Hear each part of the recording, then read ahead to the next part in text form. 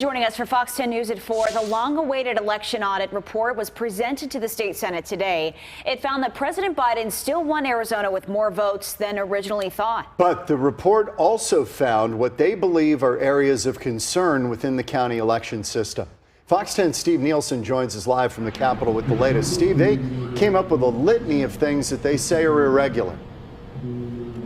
Yeah, the word anomalies just kept coming up over and over again, pointing out things that was more that they couldn't find as opposed to things that they could find. But I do want to start off by stressing that obvious point here at the top, that this count still proved that Joe Biden won this election. We heard the Senate President Karen Fann at the top of this show here also stressing that this wasn't about overturning the election, she said.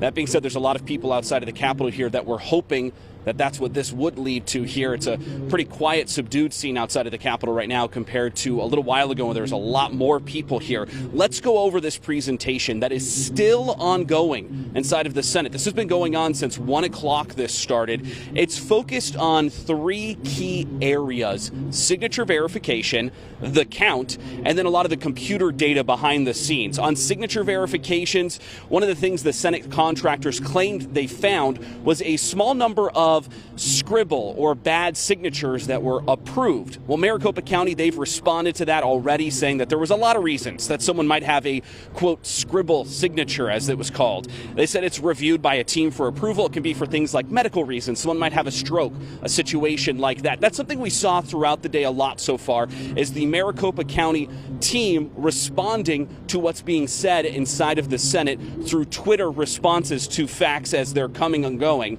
On the computer data front, the contractors pointed out again what they called anomalies, focusing more on the things that they couldn't find, claiming at one point that data was actually purposely deleted the day before the audit began. But again, Maricopa County, they responded to that, strongly denying it and saying that the staff was simply compiling data for the Senate subpoena.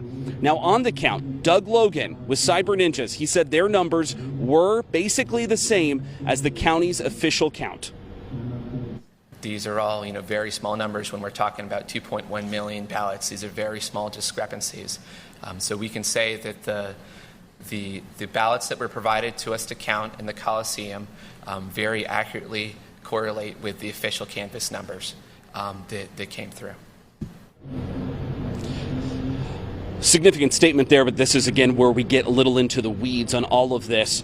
Doug Logan saying he had a lot of concerns and questions about the ballots that were received there and how they were received. The one critical concern, he listed one concern as critical. That one was about mail-in ballots voting from a previous address. Again, though, a response from Maricopa County already on that, saying that they looked into it. They didn't find any discrepancies on any of those ballots that were referenced and all of that.